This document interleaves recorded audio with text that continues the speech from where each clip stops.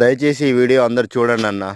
ఎందుకంటే ఏవేవో పనికిరాని యూట్యూబ్‌లో వీడియోలు చూస్తా ఉంటారు. దాని అర్థం పర్థం లేని వీడియోలు కూడా లైకులు కొడుతుంటారు. కానీ మా రైతులయి మాత్రం వీడియోలు ఎవరు చూడరు, లైక్ చేయరు, ఆదరణ అస్సలు లభించదు. మరి ఆ రైతులు ఏం పాపం